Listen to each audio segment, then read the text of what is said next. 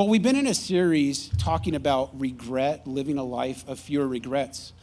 Let me say this, that in life, you, as perfect as maybe you think you are, or as you're striving to be, it is impossible to live a life with no regrets.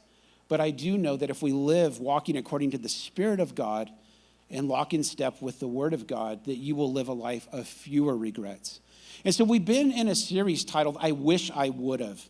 I wish I would have. You know, we talked about I wish I would have known. Some of you have regrets in your life because you just didn't know better. But now that you've given your life to Christ and you're learning the Word of God, you're learning the principles, the nature, the character, the attributes of God, you're like, man, like my life is changing and I wish I would have known sooner. But here's the thing, is it's amazing that you're knowing now.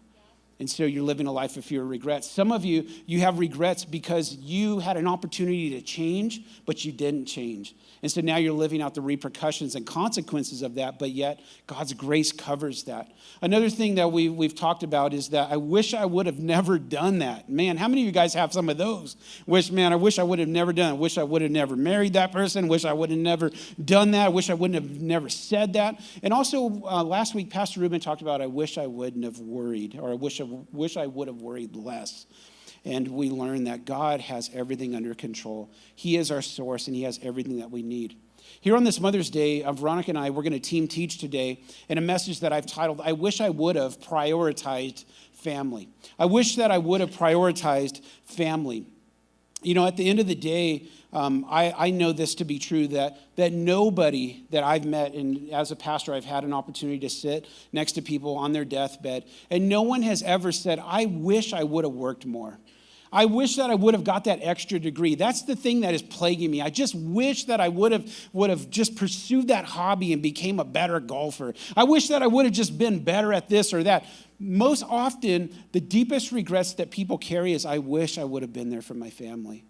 I wish that I would have made amends with my brother. I wish that I would have made things right with my mom before she passed. I wish that I would have. And it has a lot to do with family. And so today we're going to talk about prioritizing family. You know, in Proverbs 27:8, if you'll go there with me, it says, like a bird that flees its nest is anyone who flees from home. Do you realize, those of you that are parents, those of you that are grandparents, and those of you that are not yet, but someday will in your learning, is that we have a mandate, we have a call, those of you that are wise, to build a home. That we are called to create a space and a place where people can learn, that people can be received well, that they can have a safe place to grow. And so here's the thing is that in this culture, there is this drawing, there is this pulling that you experience, that I've experienced, of pulling us away from the home. Some of us were pulled away by our bosses. We're pulled away by education. We're pulled away by the pursuit of wealth. We're pulled away by the pursuit of friendships or trying to become popular. There is this drawing that is trying to pull you away from the very thing that you've been called and anointed to do. And some of you don't realize that you have forsaken your first calling, and it's to your family. You know, and I think about this often, you know, the deep regrets that many people will experience, and I've experienced myself, is that you have listened to the world and their idea of success. And so some of you have climbed the so-called ladder of success, that I'm getting that promotion, I'm getting that next degree. I know I'm freaking some of you out right now. You're like, is Pastor going to create that moment? Am I going to end up online? I don't know. No, I'm not. I'm good. I survived it. But this is what I want you to understand, is that some of you are climbing this ladder. You know, it's degree after degree, degree after degree, job after job, business after business, ministry after ministry. You are pursuing this thing that is promised you. It's been labeled success, but here's the reality, and this is what will bring deepest regret, is that climbing the ladder of success or labeled success only to discover that you climbed the wrong ladder. And some of you, that's where you find yourself today. Right now, that was a revelation to you. Or some of you have been feeling this for a time, that I've put so much effort into doing what they said would pay off. That if I just did this, I would find fulfillment. If I just did this, I would have respect. If I just did this thing, if I climbed, if I got that next degree, and now I got my master's, now I got my doctorate. If I had just done this, this is the thing that's going to bring fulfillment, and people are going to love me, people are going to celebrate me, people are going to affirm me. And all you found at the end is that nobody really cared. and you sacrificed what was most important. You sacrificed your family. Do you realize that some people have lost their marriages to this ladder? Do you realize that some kids have been lost to this ladder? Do you realize that wasted moments, unrecoverable moments have been wasted, energy, resources have been wasted on this ladder, and you've climbed it only to find out and discover that, man, I've climbed the wrong ladder. And it's brought you deep regret. See, that ladder, it represents prioritizing the wrong people, prioritizing the wrong things. And let me just simply say today that there is a better way, that there is a better way. And so, Veronica, I'm going to invite you up, and she's going to talk a little bit about this. Proverbs 14:1 says that the wise woman builds her house, but with her own hands, say with her own hands, the foolish one tears hers down. Let that settle. So it's with her own hands. So we want to be wise when we're building our home, right? So what does the Bible say about being wise? Well, there's two verses that came to my mind. The first is James 1:5, and it says, if any of you lacks wisdom, you should ask God. Ask who? Ask God, who gives generously to all without finding fault, and it will be given to you. And so, firstly, we must ask God. So we must ask him, we take counsel from God. Second is Proverbs 15, verse 22, and it says, plans go wrong for lack of advice. Many advisors, say many advisors, bring success. So the Bible says to consult with the Lord so that we can be wise, we get his wisdom. And it also says to consult with people, godly people, God-fearing people, right? So as we ask God, we get his peace because we obtain his counsel and we can have sure footing, right? And once we consult with his people that are going in the same direction that we're going, right? Then we obtain peace as well. So you want to have sure footing when you're taking your next step, and that comes through wisdom. And wisdom is had by going first to God and then to God-fearing people. So good, so good. Yeah, and so come on, we can give it up, man. That was great. And so when we're talking about prioritizing family, today, what Veronica and I really want to get across, and what I believe the Holy Spirit wants to speak to you, is that we need to use a different ladder. We need to build a different ladder, perhaps, when it comes to going to the next level, as she says, is building. See, when there's a foundation that's set, the foundation of your home should be the Word of God. The foundation of your home and your family should be God's ways, his standards, his expectations, right?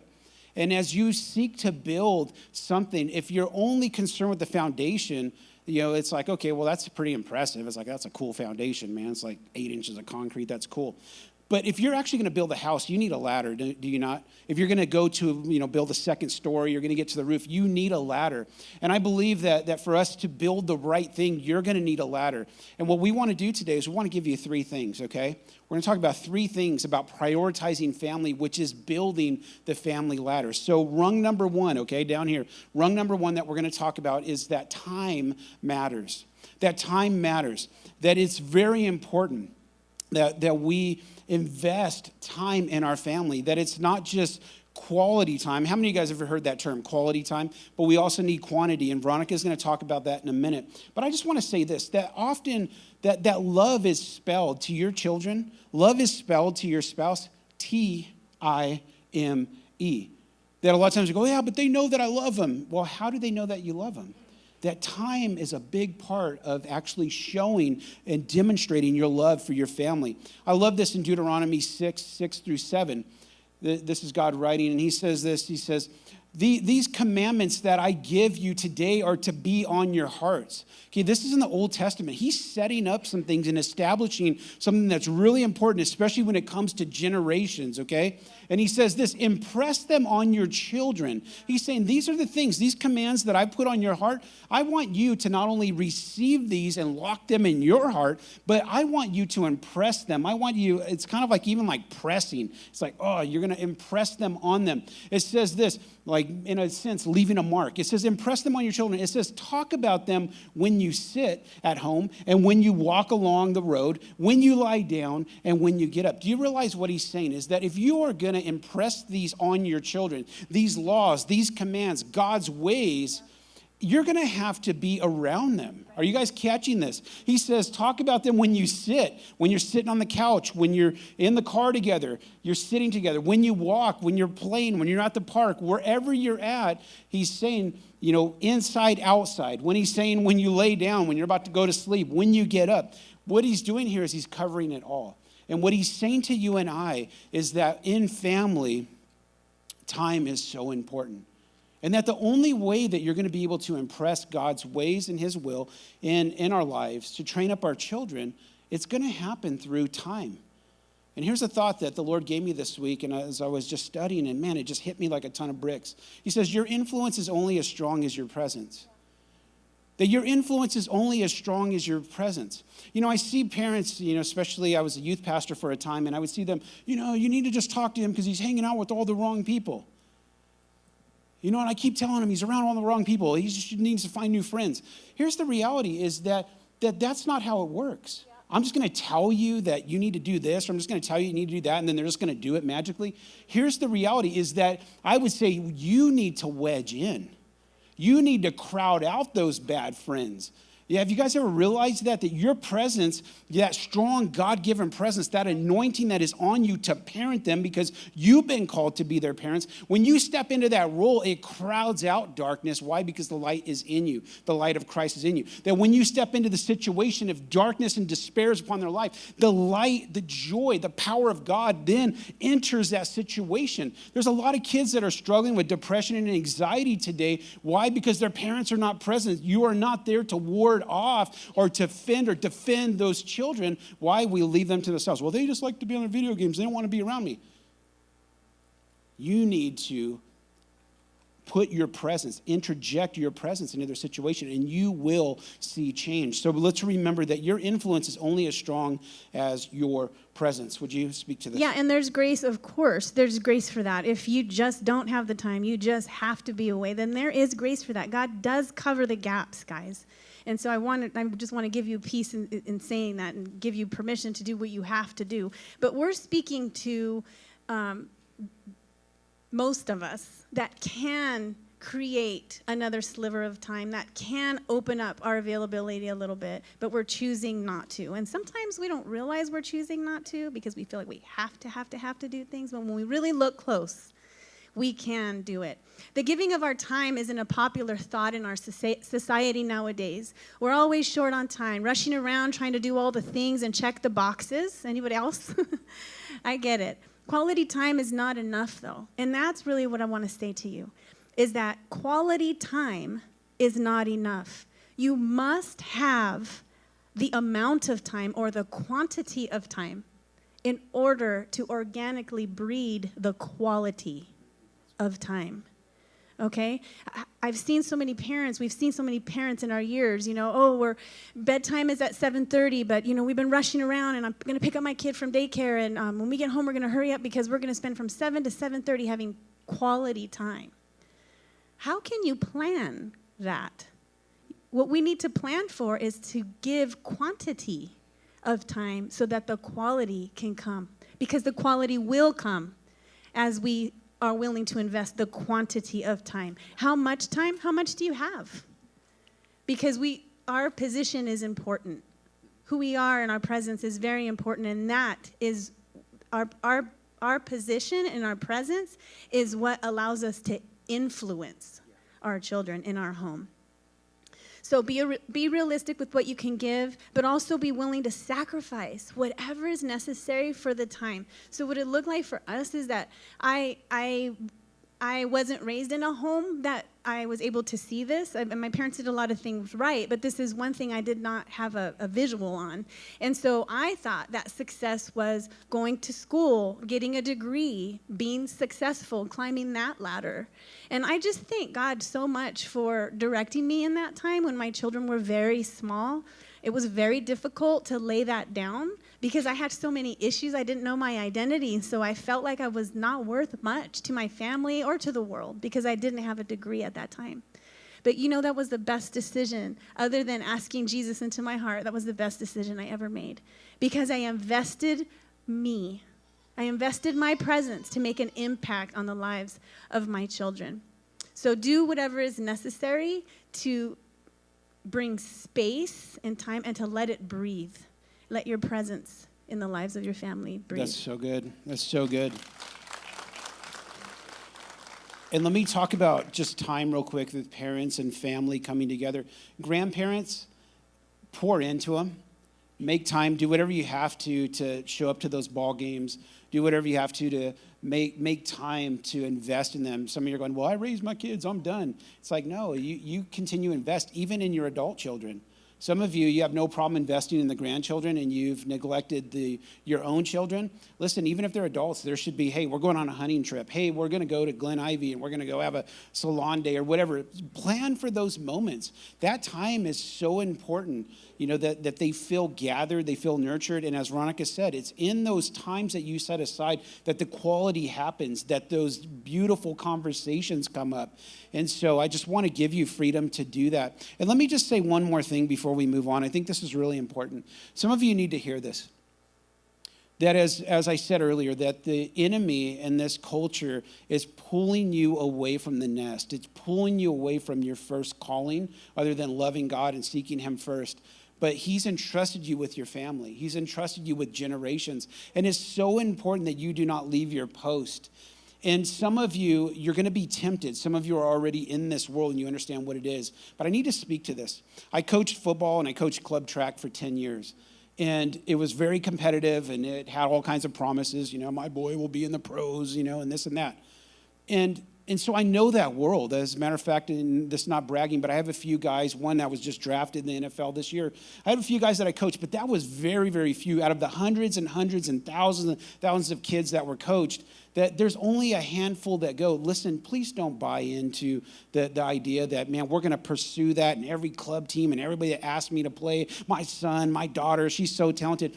Please, please, please follow the Spirit of God on those things, guys. I'm trying to protect you. As Veronica said, build your house. Don't tear it down with your own hands. And some of us, we don't realize when it comes to the area of time, you may be building one child and you're tearing the rest of them down.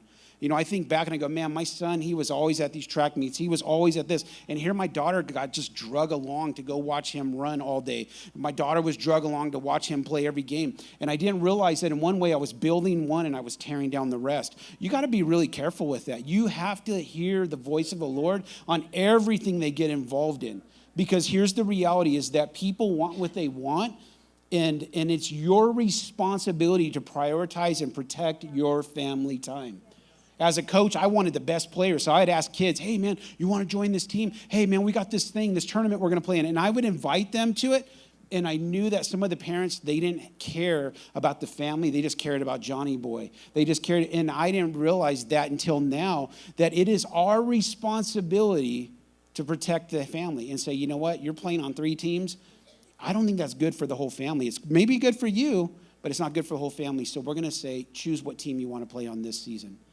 I wish I would have had the wisdom, and so I'm trying to impart that to you today. Time is important. Here's the second thing. We're going to move along. The second rung on the ladder, that we're building is that moments matter. Moments matter. Your family bond, if I get my next slide up, your family bond is strengthened by your shared experiences.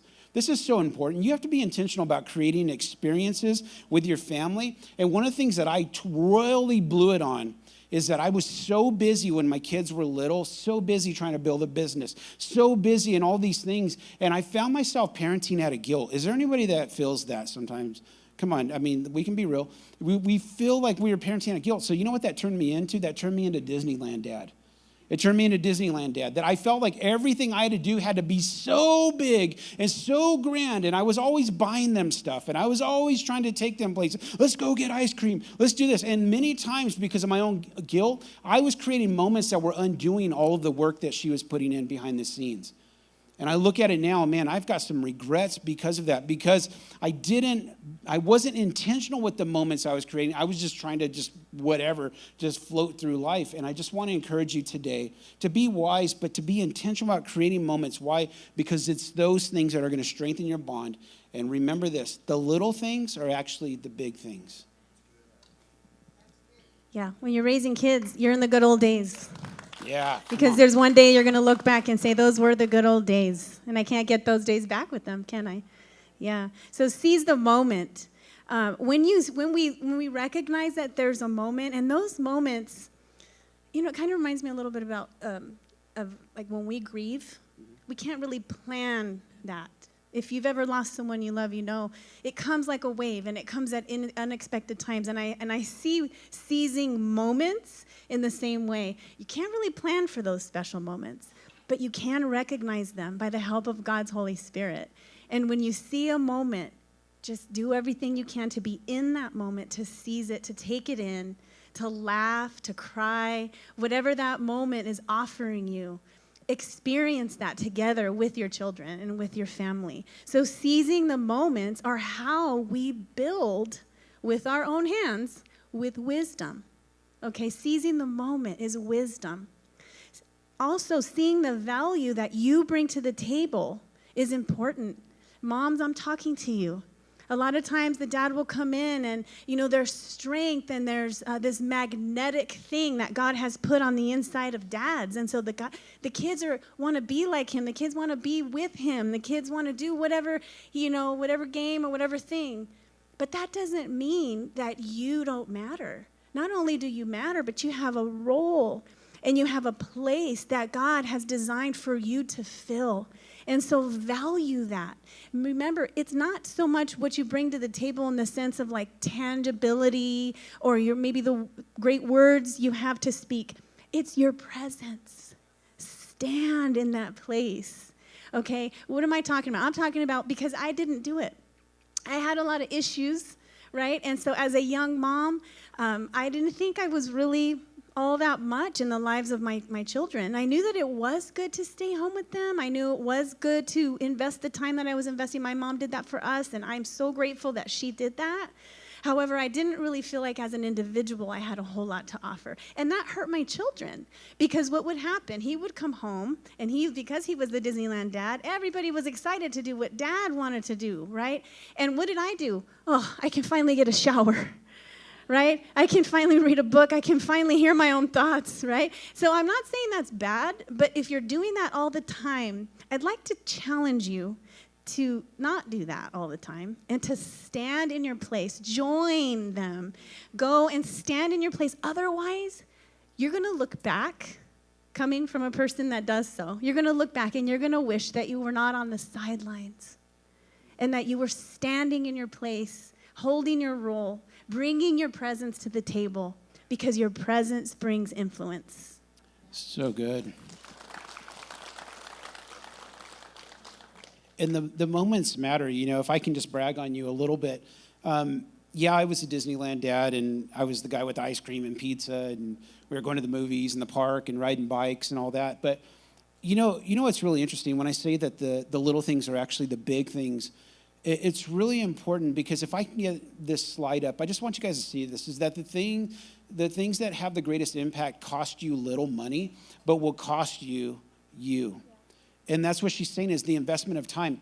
It was a blessing. Last week we were in Missouri with our grandchildren, and one of the things that Veronica was so amazing at in creating moments is, I grew up in a house where we were a little conservative and we weren't real expressive. So I was never really one who was into singing and dancing and, just laughing and all this and that. I was more driven with ambitious, I'm going to win that game. I'm going to get on that team. I'm going to do this. But Veronica, one of the things that she really brought to our family that was amazing, I think that she overlooked it at the time, is she would write songs and the kids would sing the songs together to help them memorize things.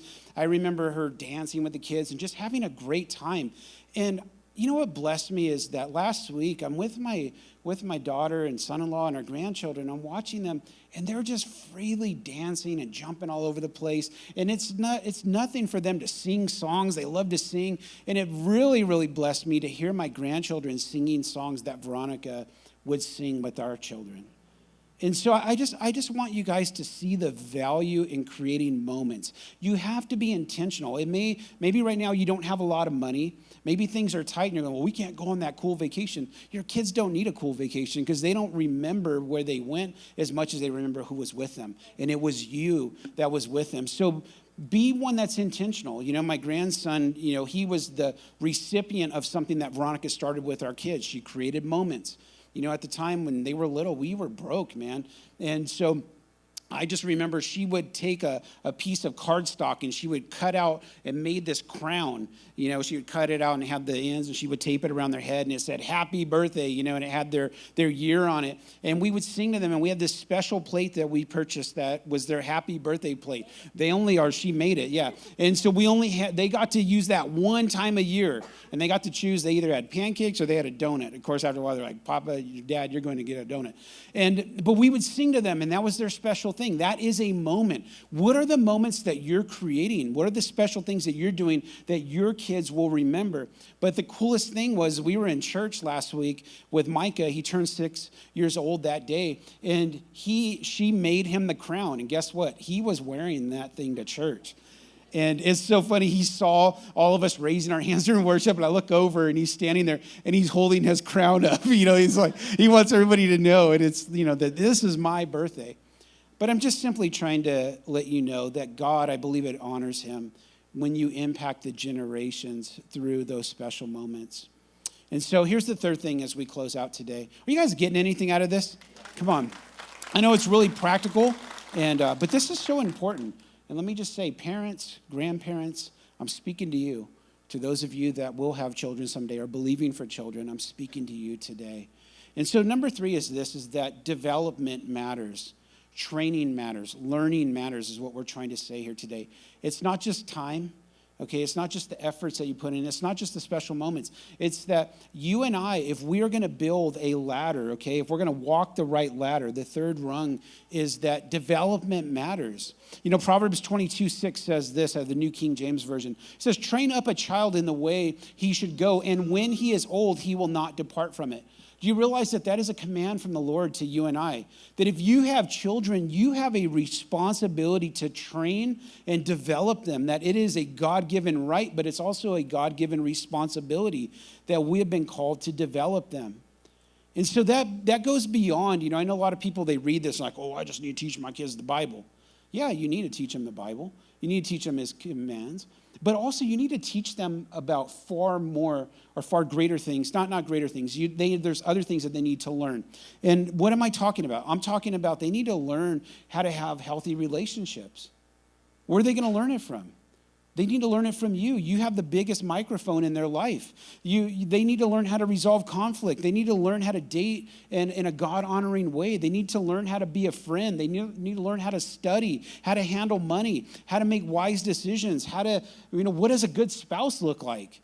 You need to teach them those things. You need to teach them how to work hard, how to be on time. For some, you need to teach them how to brush their teeth. Come on. Of course, I'm messing around, but I'm not messing around. But where are they going to learn their personal hygiene habits from? From you. Where are they going to learn how to maintain a clean home? From you. Where are they going to learn how to maintain a clean car? From you. Are you guys getting what I'm saying here? Is that it is our responsibility to train and develop them. And here's the challenge that you're going to face as a parent, is that we must be ruled by principle and not our emotions. This is a tragedy and travesty in our own culture, is that many of us, we are not ruled by principle. We raise our kids based off of emotions. I feel like they're going to be mad at me. Let them be mad at you if you're standing on the right principle. Well, they're just going to, they're not going to like me. Let them not like you, because here's the reality, and you better get this today, is that when you are the trainer, when you are the leader, when you are the parent, you are not called to be their friend. You are called to be their trainer. I look at my son-in-law, come on.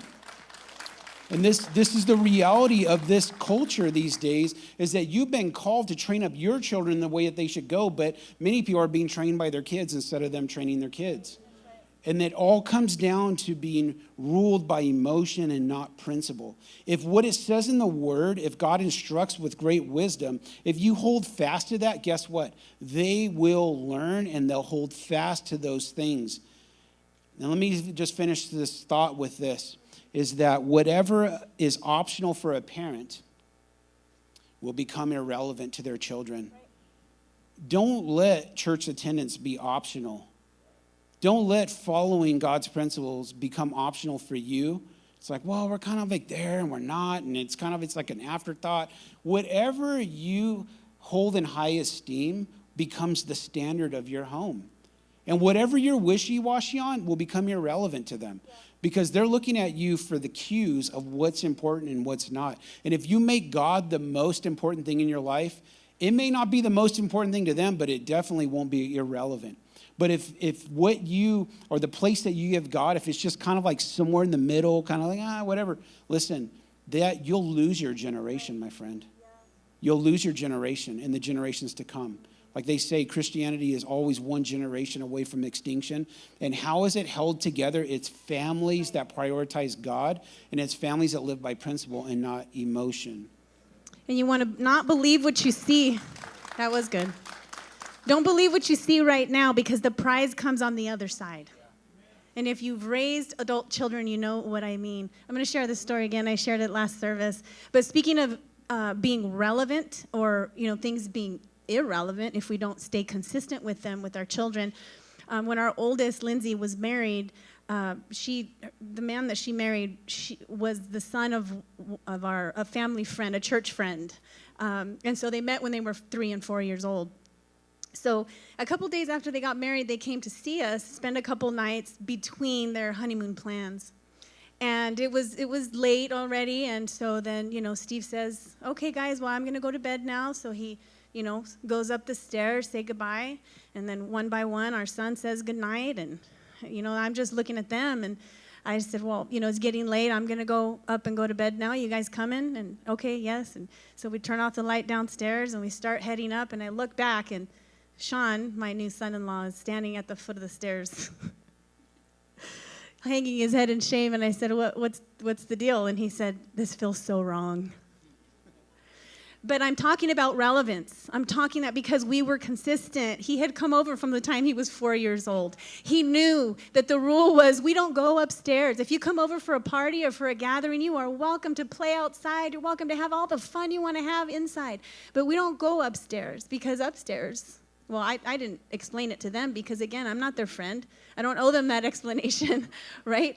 But it's because there's bedrooms upstairs, and they have no business in a bedroom with the closed door or even an open door. That was our conviction. And so we didn't let any of the kids up. Everybody already knew our house was a fun house, but we don't go upstairs. So that cemented itself on the inside of him. And on the day that he was able to go upstairs, he just couldn't do it. And it was so cute watching him just go up the stairs and down the hall toward what used to be my daughter's bedroom. And it looked like he was doing the walk of shame. But I'm saying that to just solidify the point that what we stay consistent with, it gets on the inside of the hearts and the lives of our children. I want to encourage you to stay consistent with those things that are hard to stay consistent with.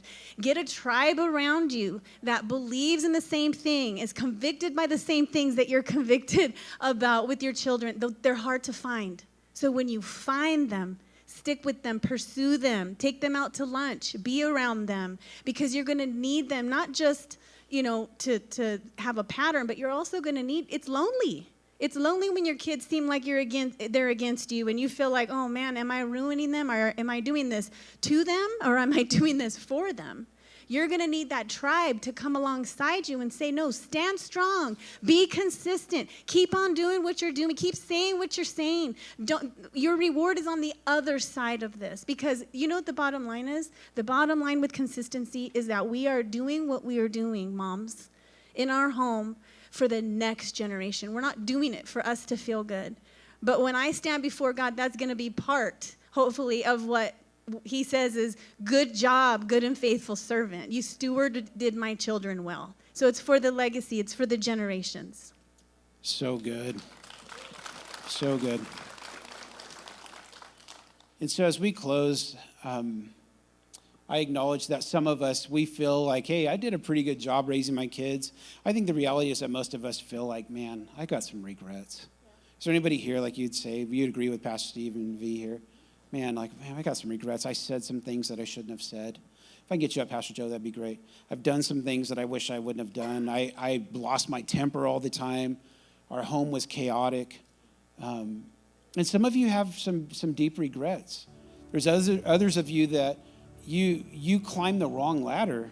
I mean, it's like you went all in and you achieved what everybody deemed success, but man, it left you empty inside. And it cost you big time. And there's this deep sense of remorse inside of you. And I want you to know that today, that there's grace for you. There's forgiveness and there's mercy. As we've learned in this series, that some of us, we just didn't know better. We just didn't know. And we would have done different had we known. And that's been our heart here today, is just to impart wisdom from experience, doing some real good stuff. And there's some things that, man, I go, wow, I really blew that. You know, one of the things that I struggled with when it came to training the kids is because I had my own issues that I was dealing with, that I needed to be affirmed, and I wanted to be the cool parent. And like I said, I undermined Veronica and a lot of the work that she did consistently. And it made it really hard for us to be consistent in our parenting because we weren't on the same page. But it wasn't her, it was me. That she's a little more black and white and a little bit more of a rule follower. And so we would agree upon things, and this is what we're going to do, and this is how we're going to raise the kids, and this is the standard in the home. And I would find myself violating the things that we agreed upon because I was trying to fulfill some wound that I had. And I don't know where you are today, but I want you to know that things can be different. And as I had in a statement, is that you can't go back. You can't go back and redo your beginning, but today you can start a brand new ending. And I believe that that'll give hope to many of you in this place. For some of you, that's going to prompt you today to make amends with a grown child. And maybe you just kind of didn't see eye to eye and they're a little bit angry with you about how they were raised. Or maybe they've disappointed you and you've had to draw boundaries. And so there's been a fraction there, and there's been a tearing apart. And I just want you to know that today can be a day that you can say, you know what, I've got to find a way to reinvest time. I've got to find a way to create a moment. I don't know how I'm going to do it, but God, would you give me wisdom on how to do it? I'm going to have to put aside my pride because I'm really hurt with what they said or how they did it. I'm really frustrated with my parents. And let me just say, guys, that some of your parents, they just simply didn't know better. And maybe they weren't the best, but they did their best. And we have to allow there to be forgiveness released and to let them go and give them a second chance as God has given us a second chance. And be willing to part ways with the past so that we can have a brand new ending to the story. I wanted to give Veronica, there's something important that I feel that she needs to say. Yeah, well, as a first-generation born-again believer, I grew up in a good home, but it was not a Christ-pursuing home in the sense where I had any kind of these examples. And I started out wrong. I mean, I started out doing some of the right things as a young mom, but out of fear. I had an anger problem. I was explosive in my reactions, and that happened for several years. My children remember that old me. Why am I saying that to you this morning? Because there are those of you I know that you're sitting in your seat saying, I messed up and I can't go back. My kids are grown already, or they're in high school, or they're already adults. Listen, be encouraged today. And one of my children is here, and I know that they would say this to me because they've said it to me, and we've talked about it openly, is that your children will always remember the old you. They may not forget it, but they will be most impacted by the new you. And that shift and that change that happens on the inside of you, there is no greater miracle than to watch a shift and a change that intense and that different and that much of a 180 in the life of someone that you know was different. And so I want to encourage you, today is your day. It's not too late. So good, so good. Come on, if God spoke to you, could you guys just give him a praise in this place? Rob.